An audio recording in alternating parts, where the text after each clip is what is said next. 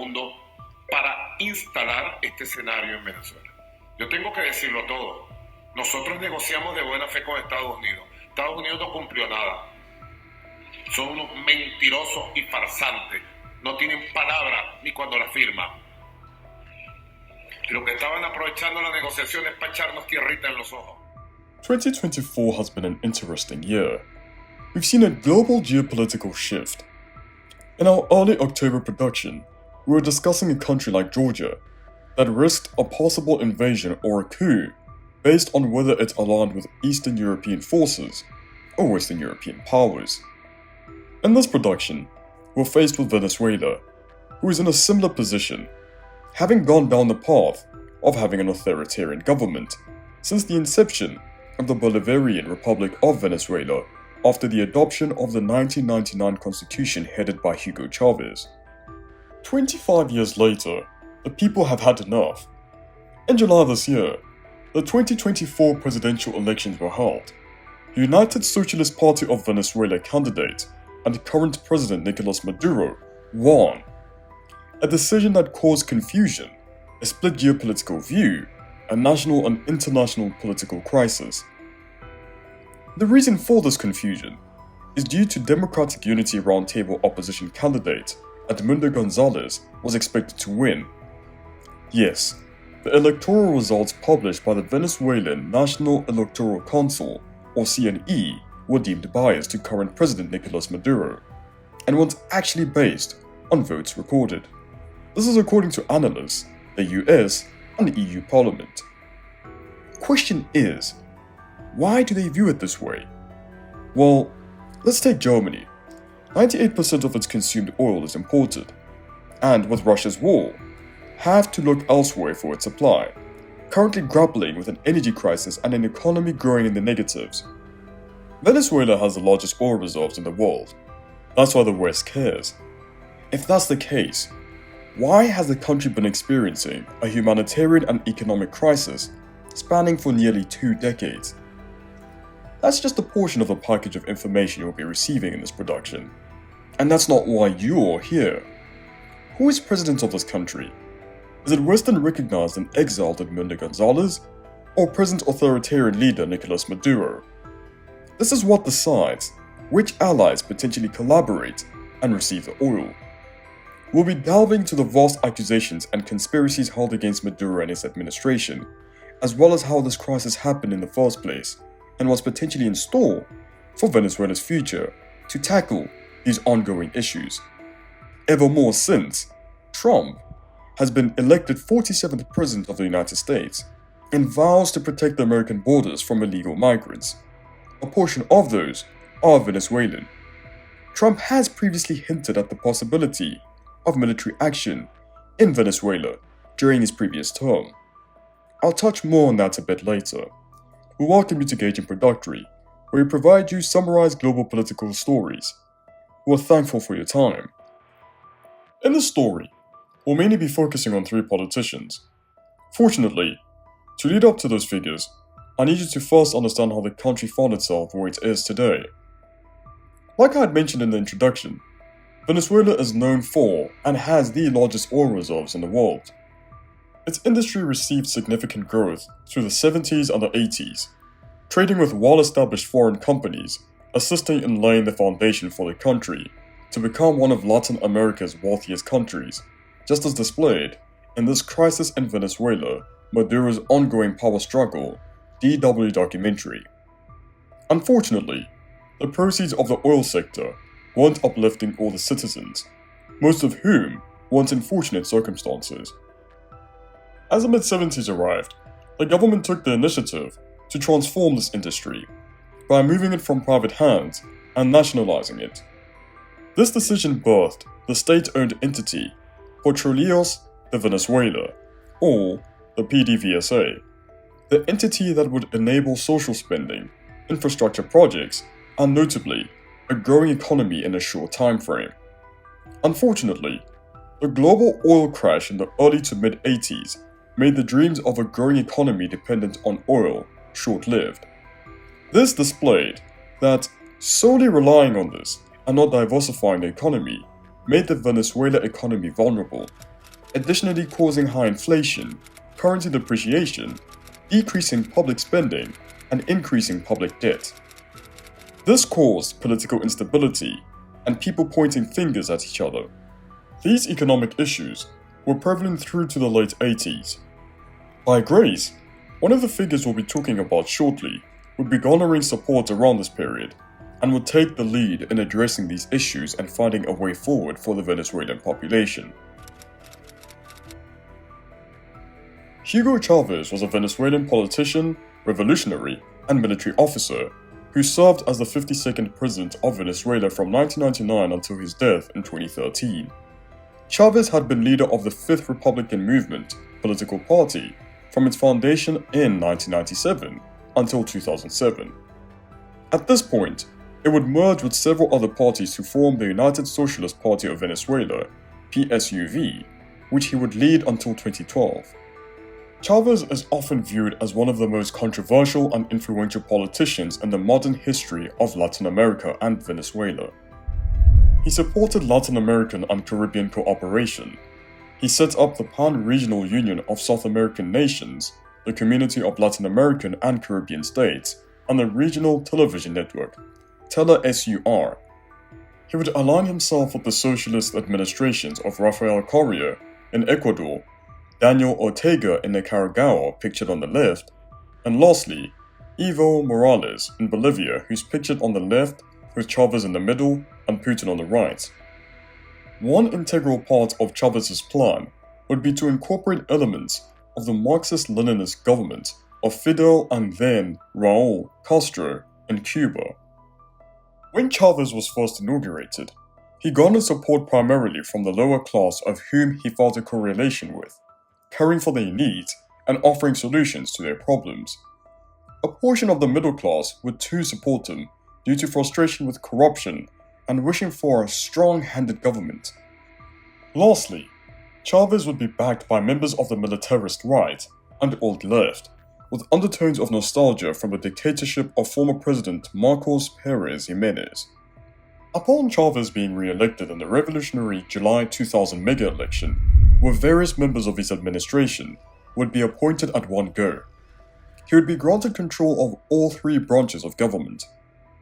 Chavez would utilize his powers to position Venezuela with the Cuban government of Fidel Castro, undertaking an agreement supplying Cuba with 53,000 and later 90,000 barrels of oil per day at preferential rates. The Venezuelan government in return would receive 20,000 to 40,000 trained Cuban educators and medics. This alliance was not only benefiting the country, but woefully ran concurrently with Chavez's feud with the United States-led invasion of Afghanistan in retaliation to the attacks conducted on the United States by Islamist militants in 2001. Chavez had the confidence to express this on a global stage due to Venezuela's fifth largest exporter of crude oil ranking, as oil accounted for 85% of the country's exports, which the US was a heavy beneficiary of.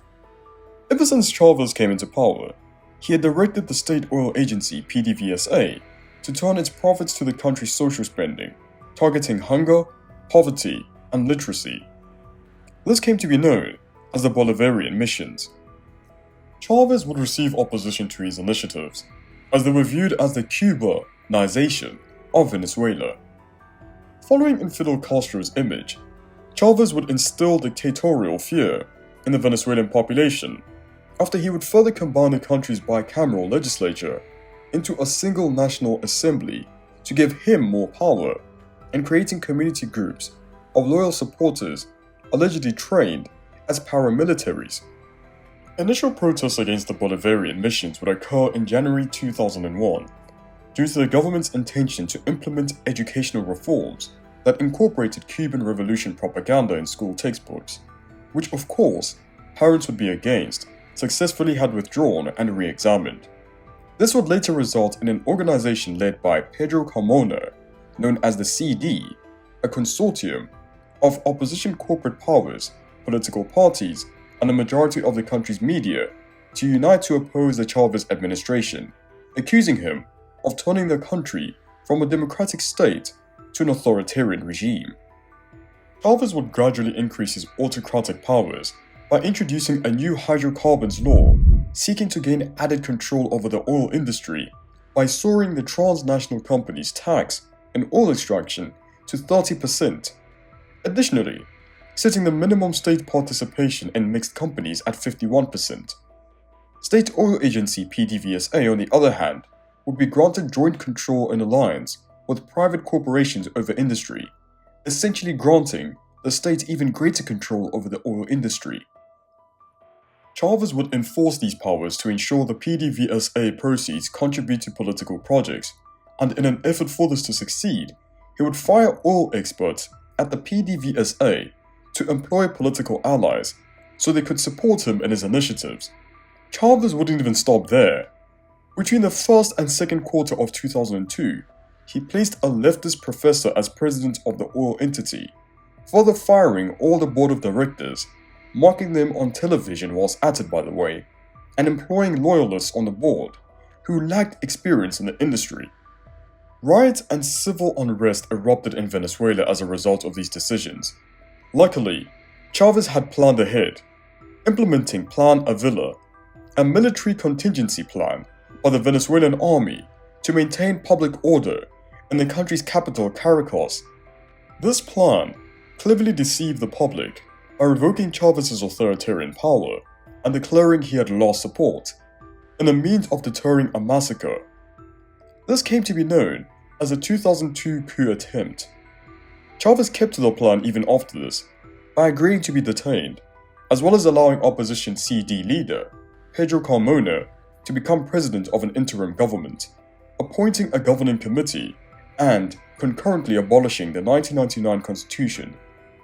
Though this was a momentary victory, Chavez would be released and managed to become president once again on April 14th, after protests in support of him ensued, and realized inadequate support of Pedro Carmona, and his government became widespread. With Chavez back, he would address his errors by reinstating the former managers and board of directors of the PDVSA, together with introducing a new centrist economic team. However, Chavez's changed man image wouldn't last after he became comfortable again. A 2-month management strike would occur at the PDVSA. He and his administration would react by firing 19,000 employees participating in the strike for not fulfilling their duties, following that up by employing foreign contractors, retired employees, and the military to fulfill the posts of the dismissed employees. This would be the final blow to the country's oil sector due to the stature of the loss of expertise, as 3 years after this, members of Venezuela's energy ministries stated that it would take more than 15 years for PDVSA to recover from Chavez's actions, and their imperialist disagreements with the American multinational oil and gas corporation ExxonMobil didn't alleviate these troubles. Dating back to the 90s, 32 operating agreements were signed with private companies. At this point in Chavez's term, they were converted from being privately run to being 51% controlled by PDVSA at the least. To combat this oil spiral, he would announce initiatives to provide cheap Venezuelan oil to poor working-class communities in Europe on his private trip there around this period. Nevertheless, this was with no success. Chavez managed to be elected to serve 2 more terms, though his 4th presidential term would be cut short, as he would undergo cancer treatments in Cuba and wasn't able to attend his inauguration. Vice President Nicolas Maduro took over the reins for the remainder of Chavez's term. This is when the rumors of Chavez being dead, or shall I say, brain dead, began spreading. It didn't take too long for this to be confirmed when he passed on the 5th of March 2013 at the age of 58. Despite Chavez's Bolivarian mission initiatives to expand access to education, housing, food, and healthcare in an effort to improve quality of life, which worked by 2012, as poverty rates had reportedly reduced significantly, with millions benefiting from free healthcare and education, he would be most memorable for utilizing record-high oil revenues in the early mid-2000s, centralizing planning and reliance on state control to nationalize key economic industries like oil, electricity, and telecommunications. He further expanded his initiatives by providing discounted oil to Caribbean and Central American countries, which strengthened regional ties. This and the nationalizing key economic industries only led to temporary improvements in poverty, as this would be exposed when oil prices later declined, and extensive structural inequalities hadn't been addressed, showing a lack of diversification in the economy. This resulted in humanitarian crisis symptoms beginning to seep beneath the surface.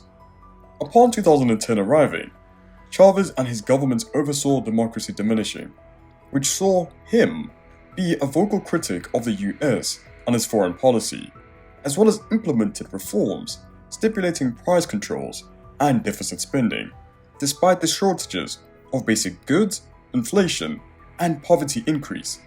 This displayed as an unsustainable decision as Venezuela's economy had begun tanking. Propaganda would be the order of the day. Government critics would be prosecuted and expelled. News and media would be suppressed. Corruption would exude in the police force. Electoral laws would be manipulated. And lastly, the murder rate was through the roof. Indeed, Hugo, long live Venezuela.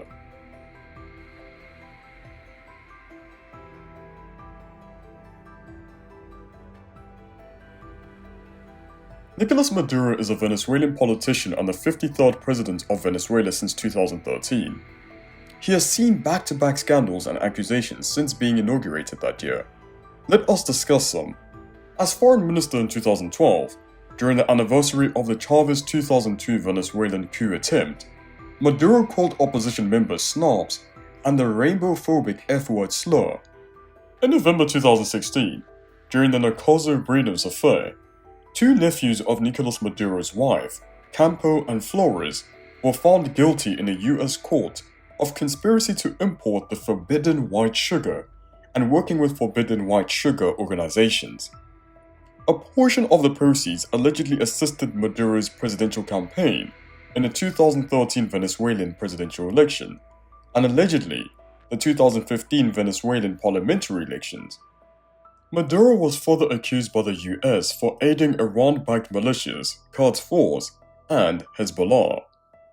In August 2017, President Donald Trump hinted at the possibility of a military confrontation against the Maduro authoritarian regime and governments for this, as well as the crisis under his watch. According to Human Rights in Venezuela and International Criminal Court's investigation in Venezuela in 2018, a board of independent experts on the Organization of American States accused Nicolas Maduro's government of committing crimes against humanity in a 400-page report, with a possibility of thousands of extrajudicial executions and arbitrary detentions. On the 29th of March 2018, Maduro was sanctioned by the Panamanian government for his alleged involvement with money laundering, financing of terrorism, and financing the proliferation of weapons of mass destruction. During this year, there was an attempt on his life when two explosive drones detonated in the area he was delivering a presidential address. On the 3rd of May 2020, Venezuelan security forces prevented an attempt to overthrow Maduro by armed Venezuelan rebels. The Venezuelan government claimed the opposition, United States, and its DEA, or Enforcement Administration, were responsible for the operation. Additionally, they received support from Colombia, a country that's banned Maduro. Yes, I promise that's the last scandal. In the lead-up to Maduro's first presidential term in 2013, he had gained initial support due to his history, relationship, and the number of positions he occupied under former President Hugo Chavez. Maduro was selected by Chavez as a successor in the case he passed. With that occurring, Maduro inherited Chavez's shortages, reduced living standards, and most importantly, an oil-dependent economy with aging infrastructure, corruption at the state-owned PDVSA, and scarce investment into the country. Maduro too had troubles implementing measures to address this, causing the Venezuelan citizens to protest through a significant portion of 2014, ultimately decreasing Maduro's popularity. During that year, the country was faced with a global oil price crash, slashing oil prices from $100 per barrel to just under 50% per barrel, which was dreadful news, as oil accounted for 95% of the country's exports. By 2015, Venezuela suffered from lowered oil production, ranging between the mid to low 2 million barrels per day. Mind you, these are the numbers Chavez was achieving in the early 2000s when he fired the 19,000 PDVSA employees who went on strike. Hyperinflation with the oil industry, unable to sustain public spending, a recently elected opposition-led National Assembly began the process of introducing a referendum to remove Maduro, but failed due to condemnation of the Maduro administration, as well as through the power he obtained and maintained through the military, Supreme Tribunal, and the National Electoral Council. The Supreme Tribunal would take the initiative to revoke the National Assembly's power, causing a constitutional crisis in the country and protests. This caught the attention of the United States, as they would inflict sanctions on Venezuela due to the humanitarian crisis, as well as for the alleged rampant corruption transpiring at the PDVSA, which disrupted the US from getting its hands on the oil. Venezuela's oil production further reduced from the mid-low 2 million barrels per day in 2015 to the high 1 million barrels per day region in 2017. Another reason for the sanctions imposed was due to Maduro's viewed dictatorship after merging his power and forming a constituent assembly, in turn tanking investor confidence and probability in the oil sector. This wasn't wise on President Maduro's end, as he hadn't brought a plan forward by 2018, when the presidential elections were held. The main opposition was barred.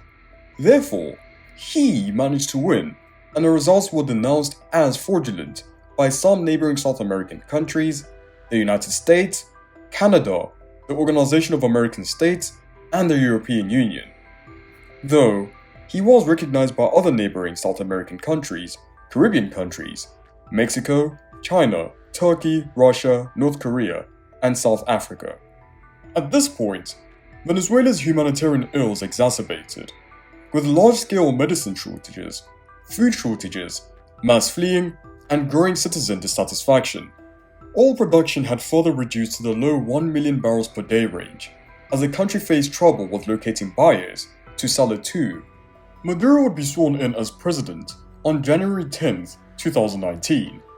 However, this would be denounced by citizens, forcing the National Assembly President, Juan Guaido, to serve as interim president from the 23rd of January 2019, as he was backed by the opposition, the legislative body, and the countries were listed that didn't recognize Maduro's 2018 election victory. This in turn caused a global political divide and a presidential crisis spanning for years to come. This sadly just further supported the 2005 claim by the Chavez government members of energy ministries, estimating that it will take more than 15 years for the PDVSA to recover from Chavez's actions, because it only got worse under Maduro or recognized Guaido. During this year, United States sanctions were strengthened by targeting entities trading with the PDVSA in an effort for Maduro to cede power to Juan Guaido and the opposition. Examples including American multinational energy company Chevron and Russian integrated energy company Rosneft, who either significantly lessened or completely terminated their contracts. Oil production for the PDVSA was just above 1 million barrels per day, nearing the country's tipping point. In an attempt to ease sanctions imposed and protect assets, its headquarters in Portugal would be moved to Russia. The PDVSA barrel production downward trend continued into 2020, with 300,000 to 500,000 barrels produced, the lowest since the 70s. This was mercifully due to the global oil demand drop as a result of the COVID-19 pandemic.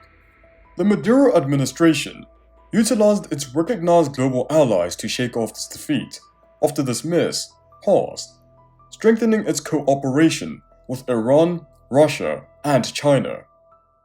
Venezuela's alliance with Iran seemed most lucrative during this slump, as it provided technical support by fixing a portion of Venezuela's dilapidated refineries, and China became a consistent customer at discounted price.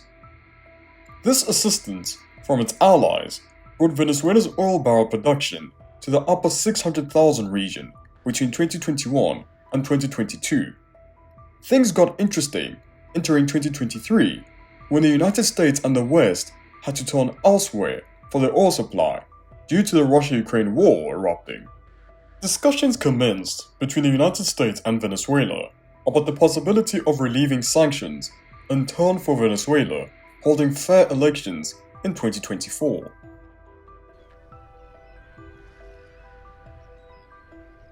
On the July 2024 elections arriving, Maduro was expected to lose due to the citizens' frustration with the previously mentioned basic goods shortages and increased inequality, with politically aligned people often having access to better quality life than most impoverished citizens. The mass migration hasn't seen much of a decline either. It's been reported by the United Nations Refugee Agency that 7 million people fled Venezuela to neighboring countries.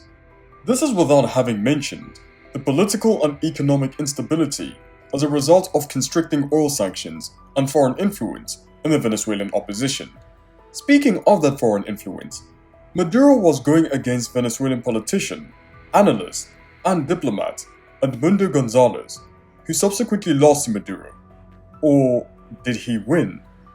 Okay, let me explain. The National Electoral Council claimed Nicolas Maduro won.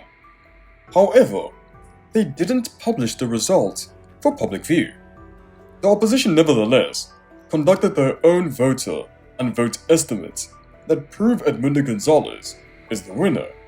This has caused a political crisis, turning it into a your word versus mine situation.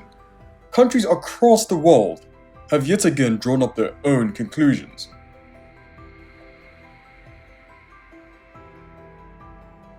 BRICS, according to Wikipedia and Investopedia, is an intergovernmental organization comprising of Brazil, Russia, India, China, South Africa, Iran, Egypt, Ethiopia, and the United Arab Emirates. These are emerging market countries seeking to establish deeper ties between member nations and cooperate on economic expansion, including trade. European Parliament. The European Parliament is one of 2 legislative bodies of the European Union and one of its 7 institutions, of which 27 countries fall under. Most BRICS-aligned and authoritarian-headed countries recognize Maduro as president, whilst the United States and European Union Parliament recognizes Edmundo Gonzalez. Maduro requested the Supreme Tribunal of Justice to approve the election results, which they subsequently did in his favor. Following this, an arrest warrant was out for Gonzalez with a string of what some believe to be fabricated charges. Gonzalez fled to Spain in September 2024, where he would be granted political asylum. So you see, Maduro has affirmed his position as president. So have the countries that recognize and support him, who are likely to continue being global trade partners and allies who can assist the country with its issues. From China's expertise in addressing the country's economic diversification, infrastructure, and industrialization troubles, to Russia and Iran's methods of energy and defense cooperation agreements, additionally providing diplomatic and economic support in utilizing loopholes to bypass Western oil and government sanctions. What I've listed, combined with probable methods to tackle opposition forces and corrupt officials in government, not forgetting to provide guidance and expertise on how to form an economy with socialist market developing mixed market or mixed market-oriented economy elements like its allies, which would seem best suited for Venezuela moving forward to get the citizens to trust the administration, in turn reducing the mass migration numbers. It's not like Donald Trump will accept any more. On the topic of allies, as I mentioned earlier, Maduro has explored the possibility of further immersing himself within the BRICS partners, concurrently breaking off ties with most Western countries and some partners aligned with them. Unfortunately, Brazil isn't in support of Venezuela joining them in the BRICS alliance. They condemned the humanitarian crisis under Maduro and supported Juan Guaido in 2019. Furthermore, they didn't recognize Maduro's victory in the July 2024 presidential election. It's not uncommon where countries share a border but have a different perception on stances with global allies and how to effectively lead a country. Sadly, both having the power to drastically shift a country for the best or the worst, economically and politically. We have Russia and Ukraine as an example of this. I do believe Brazil and Venezuela will find a common ground and a way forward in the near future, especially with sway from shared allies. Venezuela's longtime friend, Cuba, continues to provide healthcare, political, and technical support. Venezuela's lifeline has been relatively stable between the course of 2023 and 2024. Oil barrel production is reportedly around the 700,000 and 800,000 region. If you are an avid fan of oil productions and the immense wealth it brings, I recommend two productions on the channel. One displays what being at the right place at the right time gets you, as well as the potential hidden costs that come with splurging on football clubs and the lengths people are willing to protect reputations, even if it means having their business mentors executed. Yes, I am talking about the favorite son Roman Abramovich story. The other production displays how one could become an oil billionaire and the banking conglomerate owner before the age of 40. Additionally, how fast you could lose it all when you let ego manage your empire by underestimating your enemy. Did I mention that enemy is one of the most feared world leaders? Yes, I am talking about the Dare to Cross Putin, Mikhail Khodorkovsky story. I will ensure they both appear at the end of this video, so you can select the one you're going to watch first. Now, back to the video. What do we think? Venezuela has been quite an interesting case to read on. The ruling government continues to display where it firmly stands.